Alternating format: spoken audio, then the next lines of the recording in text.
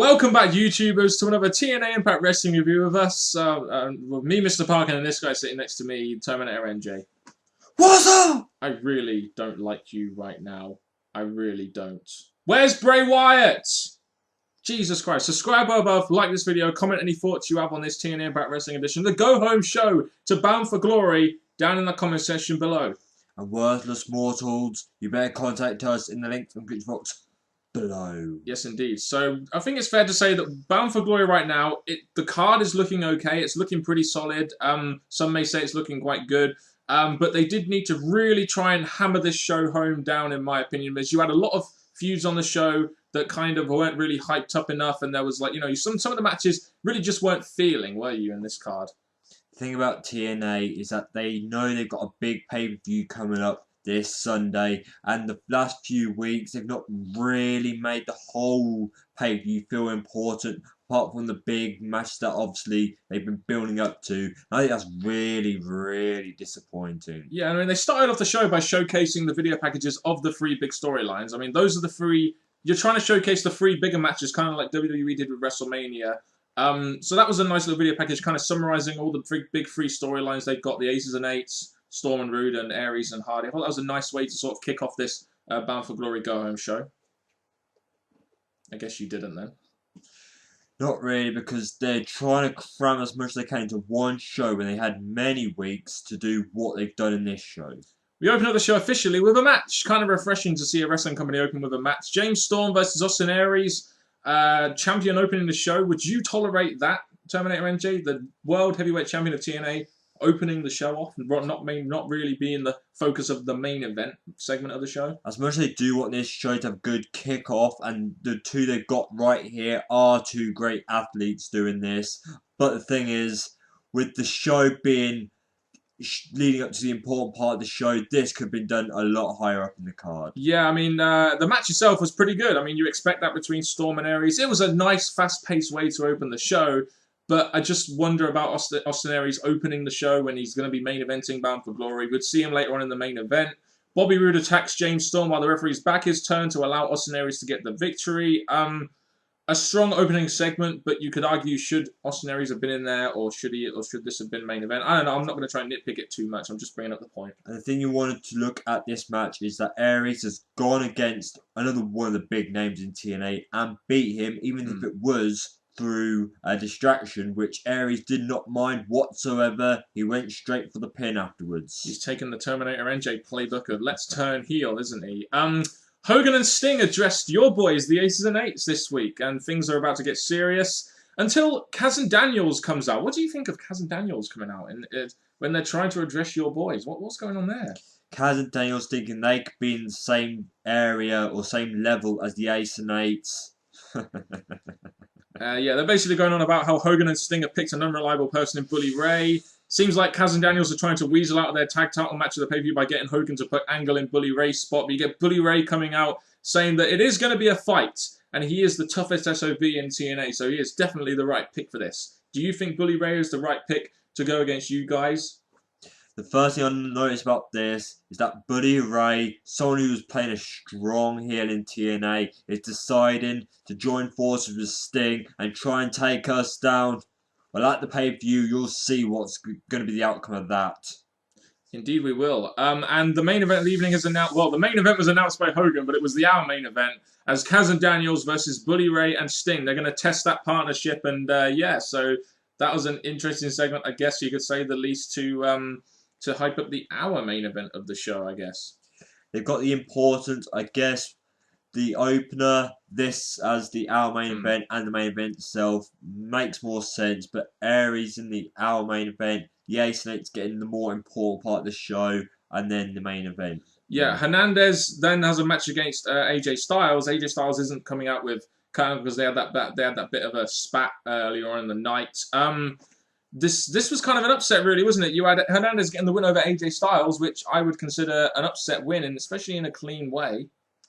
AJ Styles put over someone who's not really going to go as far as other competitors are, so I thought this was a big win for Chavo's team, but this match did not impress me much. I mean, it was a decent match, but like it didn't really hype up the tag title match like I thought it would. But there we go. That's kind of what TNA have been doing. They haven't really been able to do too much with the tag titles. But there we go. We had a Zima Ion promo segment next. Talking about how he doesn't have a match at Bound for Glory. And yeah, we wondered when they were going to do an X Division match. They had RVD come out to challenge Zima Ion to a match. Kind of random, off the cuff. Let's just get both these guys on the pay-per-view.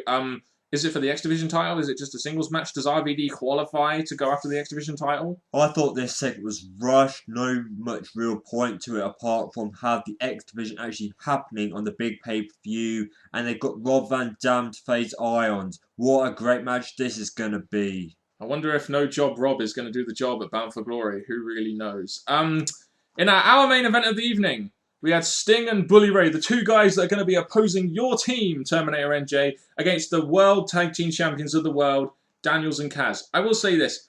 This, to me, was a great example of how playing the crowd can really make a segment work, in my opinion. It's amazing how in this segment, the fans were like really cheering for Bully Ray, and you had Bully Ray acting as Sting's cheerleader. I felt that was kind of a good addition to this. Just the crowd was on their feet for this one, and that was a really, really standout point of this match. As much as the crowd should be hyped up to going towards the biggest pay-per-view of the year, Bully Ray's character in this did not feel right. I did not think this was the Bully character. This was not the heel character, the one not to mess with. Because the fact is, he was really trying to put Sting over. He was trying to make him look like he's now going to be doing what he can to try and take my boys down. What a joke he was tonight. Are you sure you're not trying to just deceive everyone because Bully Ray might be okay, I won't say a word.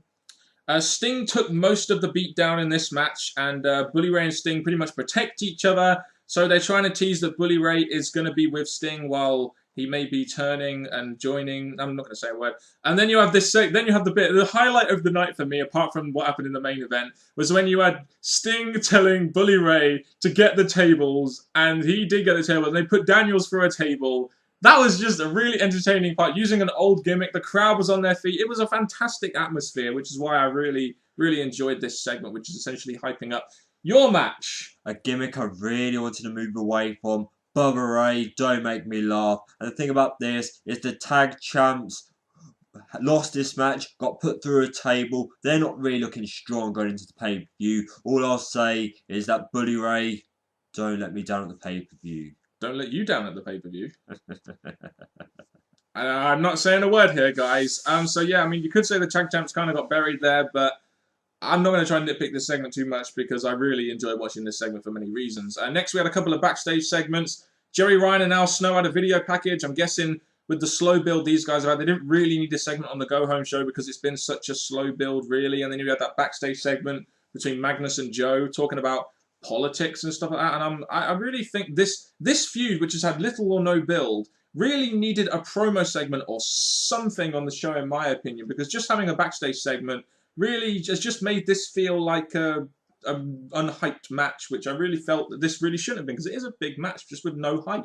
Even though it's good to see these two on TV have some interaction, it really weren't enough. You've had Magnus in not so many matches, Joe in some. There could have been a lot more done to this to make Magnus look more like a challenger for Joe. It's not really felt that way. We've had Magnus talking way too much. And I'm for this match, not as much as I should be. So TNA, you've let me down with this. Yeah, TNA have had a lot of missed opportunities with this feud. They've had many opportunities to tease this Magnus and Joe feud, and they just haven't done it, and it's really their own fault, to be honest with you. In the next segment, we have Miss Teschmacher versus Gail Kim. A pretty decent knockouts match. These two have pretty good chemistry in the ring. Teschmacher gets the victory to look strong going into the pay-per-view. After the match, you had Tara giving Teschmacher the business after the match, only for Teschmacher to end up on top doing her finisher. I'm kind of torn on that, but I would say it was still a decent segment. I think the heels needed to come out strong somewhere in this night, and so far it's been the faces who's got most of the power over the heels. In this match, I really thought that Tara could have got the overall standing over Tess and really made her look ready for the pay-per-view. That's one thing I agree with you. That's quite strange. I'm agreeing with the Terminator. Well, the heels need to be booked better in every wrestling company. Yes, they do, including British Fist. Jeff Hardy versus Bobby Roode was our main event of the evening. This was interesting because I thought they would have had like a promo segment between Hardy and Aries, or a promo, or just a segment where they were going to have the two semi-main event guys interacting in a way which the concentration would be on them, but they decided to go the other route where they had the two interweaving feuds meshing in the opener and the main event. What did you think of the way they actually did that? Do you think that that was actually an effective way of highlighting both these feuds, or do you think you should have had one segment for Rude and Storm, one segment for Jeff Hardy and Austin Aries? Your thoughts? I think they're trying to combine, like, when it comes to go shows, you normally have like a tag match, combine two feuds, and this you just put two great main event matches in one match, and it did not feel like it accomplished what it should have done, because you got to think who's going to win, how they're going to win, and as much as this match was good, which you do expect from these two, I really didn't think this was the best main event they could have given us. I mean, it was a great match. I mean, 16.5 minutes. It was a really good match. It ended unclean as well. Rude getting DQ'd after the low blow to Jeff Hardy. So the match didn't end clean. And then you have this very interesting main event segment where Austin Aries comes out with what seemed like a script. And this is obviously a work shoot. They're obviously getting this from CM Punk in the WWE last year, saying that he isn't jealous of Jeff Hardy and that he is sick and tired of the treatment that Hardy is getting, even though he is the champion. And this seemed like a work shoot, didn't it? Pretty much from Austin Aries, and like the way things are actually going down in TNA. This did seem really work shoot. And I think, to be honest with you, I haven't been too interested in this Hardy and Aries feud yet, but this was the one segment, and it was save for the going show, that really actually got me interested in this match now all of a sudden. No one should be jealous of Jeff Hardy. What I'll say about this is that you do give them their time. You do let them finish the show. You do make Aries like the heel going into the pay-per-view.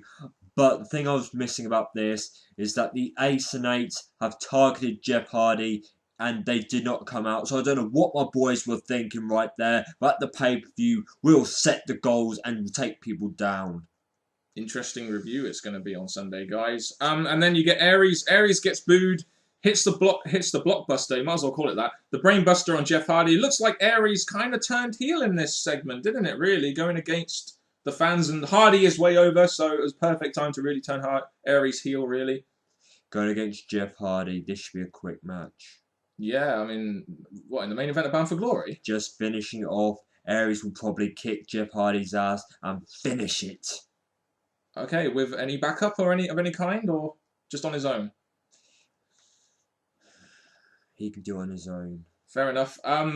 So yeah, your Terminator NJ, your overall thoughts on this TNA Impact Wrestling show, Bound for Glory Go Home Show edition? Well, as you can see, we've got through this review quicker than normal, so it must mean that this show could have been better if the build going into this show was better. So in my opinion, I'm disappointed with TNA that they had to rush everything in this one show. Yeah, I mean, it was a good show, don't get me wrong. I did think the show was good. The only problem is they needed to do some more things, in my opinion, to try and hype up Bound for Glory. Yes, they did this stuff with Aries shoot promo, etc. The work shoot promo, that was good. That got the main event of Bound for Glory hyped up, and I'm now excited for that. But this lacked in like the Aces and Eights interaction. Rude and Storm had a couple of interactive, but it didn't feel like their lockdown main event, which is what I really wanted this match to feel like right now. A lot of stuff is kind of being missed out. Magnus and Joe, once again, really didn't get that much build on this going show. Joey Ryan, Al Snow, kind of average. The knockouts, decent. The tag titles is still kind of languishing in like simple booking area right now, and it's not really that exciting for me. So the show overall was good, I thought, but the build going into Bound for Glory didn't really take it to that next level, which I really thought TNA would have done, especially a couple of weeks ago going into their biggest pay-per-view of the year. Does it feel like a big pay-per-view? No, it does not. And you can tune in to our predictions video, which we're going to be doing on Saturday. And that has been it from another TNA. Mr. Parkin, leave right now, or Bray Wyatt's going to get a handful of this.